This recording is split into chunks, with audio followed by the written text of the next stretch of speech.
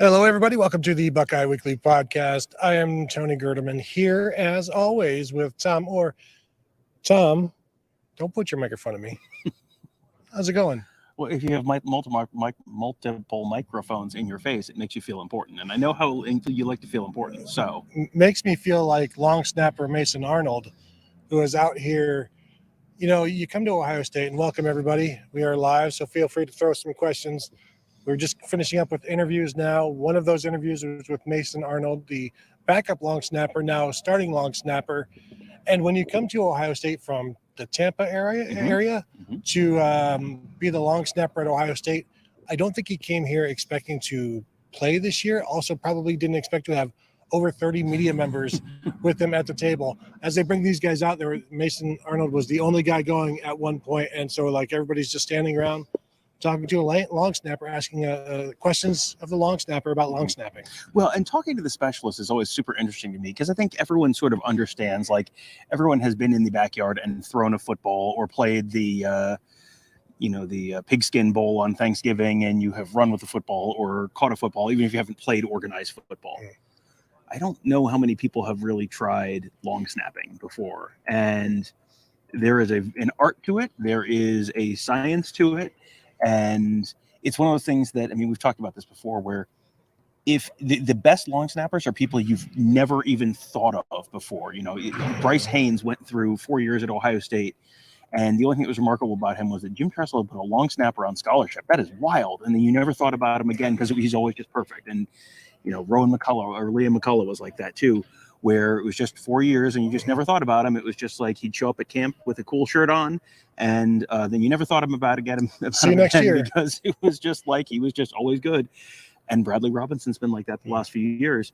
And now Mason Arnold came in maybe the most challenging situation a long snapper could, which is it's raining sideways and crazy Penn winds. State the week before that. Yeah, and Penn State the week before that. But I mean, you know, Penn State in a hostile environment, crowd-wise, Northwestern in a hostile environment weather-wise, and has been, so far so good. So far so good. He did look a little bit overwhelmed. I think more overwhelmed with the media than any of the games he's played in to this point, which, you can understand that. A bunch of people like us just standing around, staring at you, asking you questions. It's a little bit like the Spanish Inquisition, I guess. It's I gotta imagine he has spent a lot more time practicing long snapping than he has practicing interviews. So Me too. It's like it's public speaking, but it's also public speaking where you're going to end up on television. Like not just like I'm talking to my class of 20 people or 30 people. I'm talking in front of a bunch of TV cameras. I don't know what to do with my hands. Exactly. Yeah, and there's no teleprompter. So yeah, that has got to be. I always think that the first time we talk to freshmen, like he's not even, he's not someone who was a 5-star recruit where you talk to a bunch of reporters, you do a bunch of interviews, you sort of get some reps there. He said his, college choices were Kansas and Ohio State. And he was asking me, did you want to like give center a try? Because he played center in high school. I was going, no, he knew he wanted to be a specialist. And so, yeah, I can't imagine that was, you had ESPNU showing up for his signing day ceremony as they walk on long snapper at Ohio State, but welcome to the show. But he is not a stranger to fame. He is not. Yeah, that was something I talked to him about a little bit after. Just grabbed him for a couple minutes afterwards. He is from the Tampa area. In his neighborhood, when he was young, was a house owned by one Derek Jeter. He never like met Jeter, but Derek Jeter never had a lot of range, so I don't know if he ever left his house. Now that that's not why he didn't leave his house. Well, maybe one of the reasons. And now that Derek Jeter has moved out, that house for the last few years has been occupied by one Thomas Brady. And he had also not seen Tom Brady outside of the house, but he said he did see Gisele Bündchen walking their dog, which he said is kind of a little surreal. Like there's one of the most famous models in all of the world, and she's walking a dog down the street. I asked, did you at least go like when you were a kid, like go trick or treat, or you're selling newspaper subscriptions, or there I am dating myself. I don't think anyone sells door-to-door newspaper subscriptions, but whatever the mail is selling milk. Tom? Yeah, I don't know. Are there Boy Scout cookies? I don't know. Like whatever you're doing. So no. Big gate there. So no, he never did go get to meet Derek Jeter. I was really interested whether there was a story that Derek Jeter as a famous Michigan fan and nearly student athlete before he got drafted by the Yankees out of Grand Rapids, Michigan, I believe. I was wondering, is Derek Jeter like texting him to give him crap because he's in Ohio State? No, he is not. He is not texting buddies with Derek Jeter. But just so not the first time Mason Arnold has been around someone as famous as Tony Gerdeman. Now you're saying all of this, and all I'm thinking about is I assume this is a very nice neighborhood, and I assume that people don't just they pick up after their dogs. But it is hard for me to imagine Giselle picking up after her dog. That seems like something you have people for, right? So if and Mason Arnold not talking about the people behind her, like assuming she was just out with her dogs, maybe, I don't know, is there a security detail behind her with poop bags? I'm going to say that's a solid maybe. I did not, you know what, that's on me for not asking the right follow-up questions. The whole thing about always get the dog's name? Yeah, that's true. Also, get the pet waste protocol as well. Just next time. That's going to be an incredible CJ, follow-up. Have you ever seen your neighbors walking dogs? And when you do, well, we did get to talk to CJ. In fact, speaking of transitions, we did get to talk to CJ. I'm not done yet. No, allow me to assure you, you're done. We got to chance to talk to CJ Stroud tonight. He said that it was just that Northwestern game was just so frustrating because there were balls that, I'm not a very good bowler, but when I'm bowling, when you release the ball, you can sometimes tell like, oh, nope, that's not a good one. Or, yeah, this is going to be a good one. He said there were balls that felt really good coming off of his hand, passes that felt good coming off of his hand that just would sail or just die. And he said that was so frustrating. But, that is kind of what it is. It is what it is. He said he rewatched the game a few times, saw spots where he could use his body better running. That's obviously the running was a big topic with him. He used the word confidence a lot and being more confident now that he's done it and now that he's seen it. He's going to be a little more confident. He's going to be able to run more. He wasn't sure if he's going to run more, but he's certainly willing to, and he's a little more confident in the fact that he can. And he was also asked about Hendon Hooker. And, Hendon Hooker was the favorite for the Heisman before the week. And then CJ Stroud runs for more yards than he throws for. But Hendon Hooker has a bad game against Georgia. And now CJ Stroud is the favorite for the Heisman again. And he said he is a big fan of Hendon's. He's been watching Hendon for a few years. He says he doesn't worry about the Heisman. He did say, though, about the Indiana game, this is a week to get our groove back. That was his quote. So I thought that was an interesting it is Stella week here in the Woody Hayes Athletic Center. Will the Buckeyes get their groove back? I think they will. Talking to Luke Whippler, I asked him, hey, is the offensive line looking forward to not having 8 or 9 guys across from them? And he's like, oh, yes. Yes, it will be nice to have options and to be able to run the ball, be able to throw it, or just not having everybody in your face. Because as he was talking about, like you couldn't throw it, and so Northwestern knows you can't throw it, and it's everything that we've talked about where they're just loading the box, and it's frustrating. They look at the film, and it's one guy missing something. Like each of the times something gets blown up, and I'm like, well, is that frustrating? It's like it's a positive and negative. It's frustrating because it's only one thing. But every time it's one thing. And so, yeah, it's something you can fix. But if you're not fixing it, it's something every single time that's going to ruin you. So they've been working on it. You'll be surprised to hear this time. A lot of short yardage stuff. Yeah, you know what? In fact, I am not that surprised to hear about that. Yeah, because that was, it turns out, Tony, that was an area where they did not always execute particularly well last week. Being the one thing away, it's so reminiscent of last year, well, the last couple of years, really. 2020 and 2021, the defensive line and how frequently the defensive line was one step away from a sack. And you constantly had, I constantly had pictures of Zach Harrison or Javonte Jean-Baptiste or Tyreek Smith or whoever reaching for the quarterback and then the ball's out and just not quite there. And, this year they have gotten there with a lot more frequency than they did last year.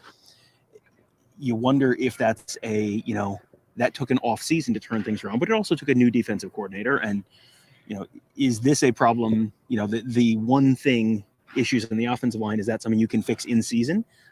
Obviously, they're certainly hoping so. Whether they can or can't is going to be a pretty significant factor in how the next couple of weeks go, it feels like. Yeah, and if they can't, try to steer clear of calling plays that end up getting blown up by that one thing and see if that works. But yeah, definitely there. And we've talked about this in the bold prediction show that we've got coming out. We're expecting some offense. That would be nice for this Buckeye team to get back to that, and just the elbow room. Like when you're confined, and then you finally get to breathe and have some elbow room, they're going to have that this week. Now it's just a matter of executing, which has been part of the problem. Yeah, it's interesting that they've had elbow room issues going back to the Iowa game. In that game, it was the field was too short, and you didn't have vertical depth for that reason. And then Northwestern doesn't think we can pass downfield because no one can pass downfield, so you don't have vertical room, for that reason. So it'll be interesting to see what they can do if they do have a little bit of space. Also talked to Jesse Mirco. You mentioned we get the specialists about once or twice, at least twice a year, like preseason and once during the season. Obviously, he was very busy this past week. Talked about the insanity of it all, and working in the pregame, trying to figure out what kicks worked against the wind, and then you go with that. I asked him about the 77-yarder, and because normally, like, you don't want touchbacks, and were touchbacks an okay result. And he's like, well, you still don't want them, but there's not a lot you can do about it. With that, and it's still, you still got a good net from some of those, the 77-yarder in particular. Yeah, you net out 57 yards. That's not something that special teams coaches are generally going to view as a bad thing. Did anyone ask him about the kick that went out of bounds at the 4? I did. Okay. I asked him about that one, and he said that was his call. It's his call to do that, whether to kick over there or like it's not like Ryan Day or Parker Fleming are like, okay, let's kick it there this time. He's like, that's my call. He worked on it in practice or in preseason, in pregame, wasn't hitting it. And he told CJ Barnett, I'm going to do it. I'm going to do it in the game, and dropped it in at the 4. Why do we say that Australians are awesome? Yeah. Like that's like just you're tin cupping it in pregame, and it's like, you know what? I'm going to nail this one. I'm going to just boot it on the run. It's going to go out of bounds at the 4. It's going to be raining sideways. It's going to be, crazy winds. Like sunglasses on. Yeah, man, I got this one. Yeah, 57 miles to Chicago, half a pack of cigarettes, going to punt this ball out of bounds at the 4-yard line. And he did. And that's still, I think, all day long. That was maybe the most impressive thing I saw. That was just a crazy kick. Well, and I also talked to him about the 77-yarder, and I told him, I counted it, and it was like 108 yards from toe to stop. And he's like, yeah, I figured it was pretty long. And then he's like, it would be nice to just kick one from the goal line in that game and just to see how far he could go and let everybody know. But nice job by him. He was also, this is the first time we've talked to him since the Rutgers game where he took off on the fake punt. And he's like, that's he looked up, he was going to punt it. He looked up, there was nobody there. So he just kept going.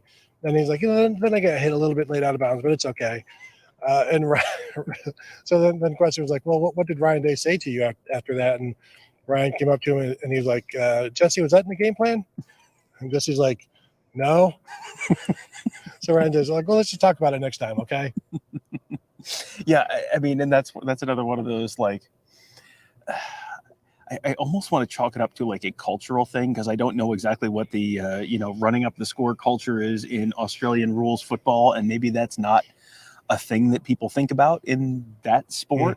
Because Jesse Mirco obviously was not growing up playing American football in Australia from Pop Warner age on.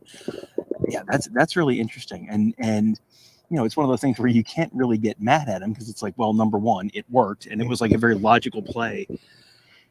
Maybe that they legitimately may have not just had the here's what we're doing and here's what we do and when we do it and why we don't do it. That's so was it a thing that they had in the game plan where if you see, or a thing that they had talked about where if you see, hey, something is open, or was it just kind of him just saying YOLO? No, it's a season-long green light. Yeah, okay. And just like him choosing when to punt that to the 4, that's he's got carte blanche to do whatever he wants because he's Australian, and he's got diplomatic immunity, I guess, if he would. So he can do whatever he wants. South African in with the weapon too. We also have Australian diplomats, I assume. Those are the ones who do the booting. If you have a season-long green light, I'm not sure. I mean, light's green. Hey, the water may swirl backwards down the ball, but green light is green light, Tony. That's the same in every culture. It's like if you went all the way to Australia to get a guy, and you don't let him be Australian, what's the point? Don't try to stifle his culture. Yeah, that's not a knife. Almost got to it. Almost. So, anyway. Talk to Paula Ianotiote. Just a couple notes from him. He said, it's a little bit of a weird season. This is obviously not the role he expected when he came to Ohio State, but he has a role on this team, and we'll see whether that role includes the Michigan game, if that's a direction that they go there. But he has a role, and he's on the kickoff team and all that kind of stuff.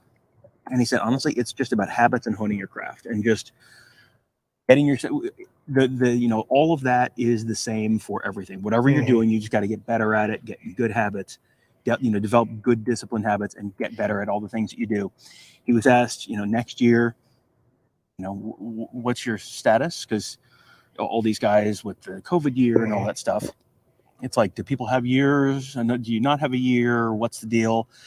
And the answer was, it doesn't sound like he's quite sure. And he's got to talk to compliance afterwards. So if you think it's confusing for you as to whether certain players have another year or 2 years or 3 years or they're out of eligibility, sometimes there's a little bit of a gray area even for the players. That's interesting to me that he's not sure about that. And is it something because they're just so focused on the now? You're not thinking about the future. But I find it hard to believe you wouldn't be thinking about the future like all the time, where you've got that on just ahead of you. But I think it also speaks to the nature of they're here, they're now, they're focused on this, and then you just give yourself to the team for these like 3 months, not even counting the workouts and all of that in the preseason, just these 3 months of the season, and then you have time afterwards to make all these decisions, and that is also what a lot of the players talk about with their NFL decisions. Like, there's time to worry about that afterwards, and so maybe that's where he is right now. But still, to not know, like, you don't have to tell us if you're coming back. Right. Do you know if you could? And that may be a he theoretically could, but it's he was framing it more as a haven't had that conversation, that don't really know yet. Because he was a 2018, right? So 18, 19, 20, 21, 22, that's 5. And, but he had the COVID year, so that's 4.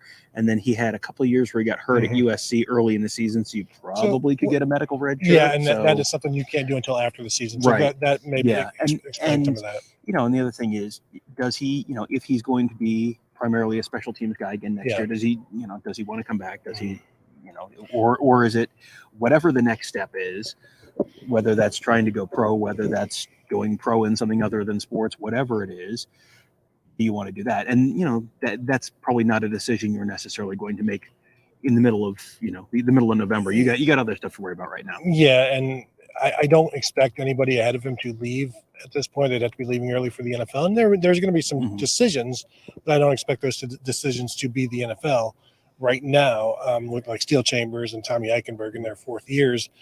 But it's a thing. Like, I came here to play some football. I'd like to play linebacker and show what I can do. And the Dallas Gant situation, and we're not talking about transfers or anything at this point, but some guys, they come here, they want to play, obviously. And then if you're not playing as much as you want, you know what happens.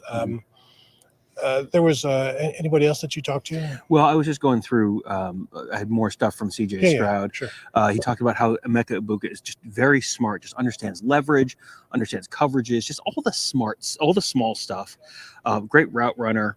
He said he is battling through some bodily issues like all of us, which, I mean, it's November and it's the Big Ten, so he didn't say that specifically, but I think it was strongly implied. No, it probably not. But no, I mean, I think that's just, I heard him say that and I thought, I wonder if that's something significant. And it was like, the way he said it was just kind of like, oh, yeah, how they say no one's 100% this time of year. Well, guess what? No one's 100% this time of year. CJ, always good to let us know who's hurt. And Ryan Day, not exactly on the same page. CJ, how's Travion looking this week? Anything new there? Well, the ulnar lateral ligament. Go ahead. The reporting of Tony Gerderman is not the reporting of BuckeyeHuddle.com. Just keep that running it the entire time. Hypothetically. He said DeJuan and Paris and Luke Whippler have really been emphasizing how they need to get better in the run game. That's been, they have to, and he said they have to throw better so they can't put an extra guy in the box. That's not just one guy isn't doing his job. It's different stuff happening every time, but the offensive line has been really making a point of focus. They've got to do better. With that real quick before you go on, Luke Whippler, there'll be video on our YouTube page here later tonight. And I don't know if he said it was today or yesterday, but they ran 3 periods of short yardage and they usually run 1. So they started out basically short yardage, like we're going to do this, and this is happening.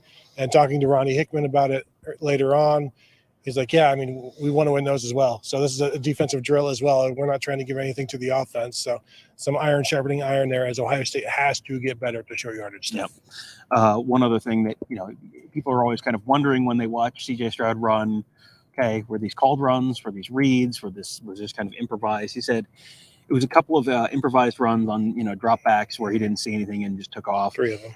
And then there were a few reads as well. But he said just again, it was another time where he talked about how he had a little more confidence to run now, and that's so interesting to me that a guy who is so successful and a Heisman finalist last year and a Heisman potentially front runner this year is you have confidence things. But he said you run into that. You can run into that. Like, this is the time of year where you can get down on yourself. And that's true of everyone, where you're tired, you're not 100%. And, you have seen yourself fail enough times in the film that you start to question yourself, and you got to kind of, power through that. One other thing from Mason Arnold, he said he was a wrestler in high school, which it always feels like you should recruit more wrestlers on the line, on both lines all the time. He quoted Dan Gable, who said, after you do wrestling, everything else is easy. And he said, it really is true. So, yeah. Is he a good guy or a bad guy? Dan Gable or Mason Arnold? Mason Arnold. He did not say which dojo he was in. That's karate, not wrestling. I don't think they have. Strikes me as a baby face. What do you think? I don't know. Cocky Florida kid. Total heel. Yeah. Yeah. Total heel. Yeah. Okay. Kevin, do we have questions? We do. Oh, good. The first thing was more of a comment from Mo Jorison. Looking good, Tony. Tom, not so much. So I got a follow-up from somebody else. Go back over and get that follow-up. Adam says, fun fact, Tom also owns a 2001 Ford Expedition Eddie Bauer edition to match his hundreds of Eddie Bauer quarter zips he has in his huge walk-in closet. He's fancy AF. I promise you he's not fancy. The funny part about this is Tom's all proud that he's not wearing blue right now, and you're still getting ripped for your clothes. I walked in. I said, well, we have to use something live because I'm wearing something that's red and it's got gray on it. And it's like, don't matter. They don't like you, Tom. I'm going to show up in a barrel next time with suspenders, and they're all going to be blue. Look at Tom with the blue suspenders and blue barrel. And, you know how hard it is to find a blue barrel? I'm going to make it work though.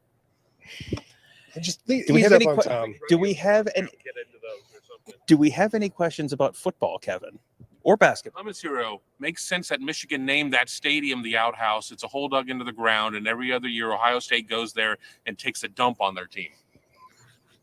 What year is it? What happened last year?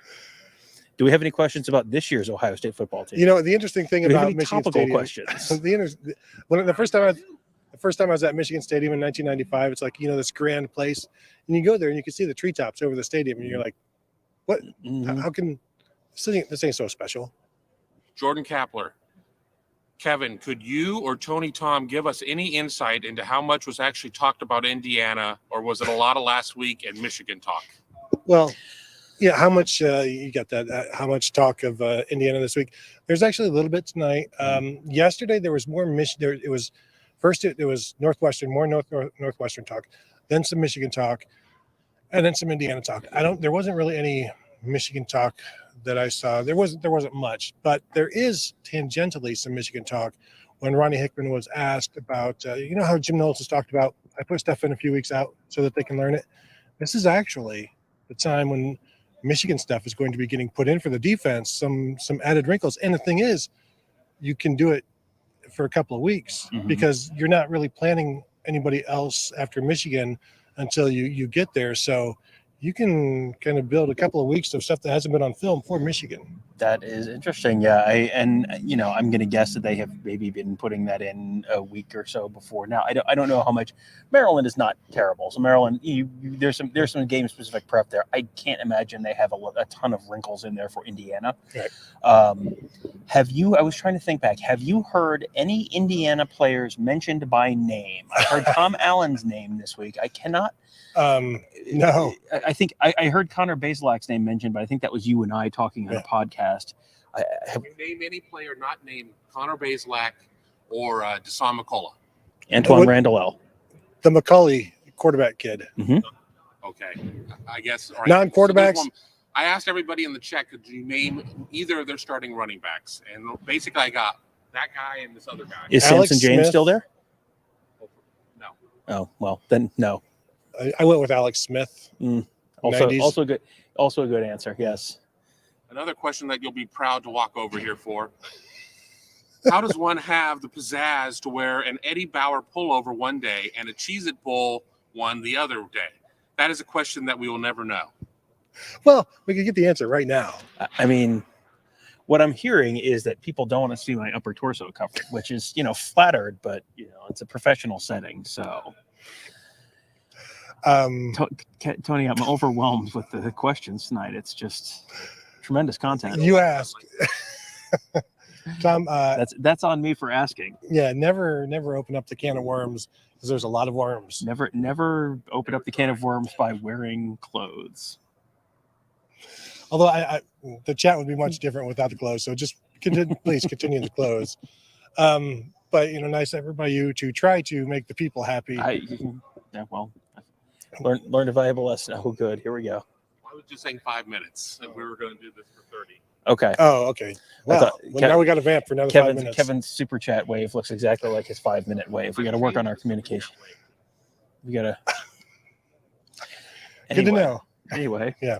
Do you think you can even see the tracks after the train jumped them several minutes ago? I can't even see them around but here. in terms of any Indiana players being named or heard their names, I did hear Ronnie Hickman asked about the fact that Indiana has played like 5 quarterbacks this year. How do you prepare for that? And he's like, well, they all kind of have their own thing. And so nobody asked, can you name one of them? But number 9. Yes, exactly. Which is generally how players and coaches will talk about. That's what James Franklin is very different because he will give you names and like backgrounds of the players, the opponents that week. Like nobody else really does that. Ryan Day knows names, obviously.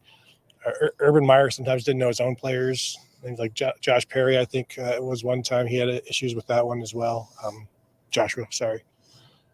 Kevin, no questions. No, this one's actually a football question. About BP wants to know, how does Indiana's D-line compare to Northwestern's? That's a good question, Tom. That's a good question for Kevin. Kevin, have you started writing Tale? This is the one where we find out if Kevin has started writing Tale of the Tape. That's a great Kevin? question. Great point. Yeah, I have written Tale of the Tape, and both are kind of unremarkable. But, of course, people will be quick to say, well, look what Northwestern was able to do to shut down Ohio State. But Northwestern also had 14 guys in the box.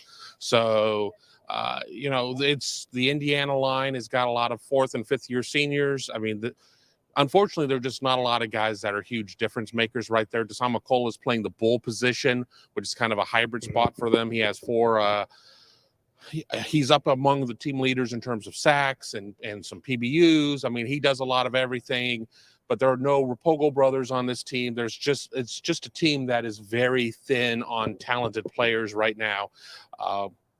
Yeah, they're both pretty similar on paper.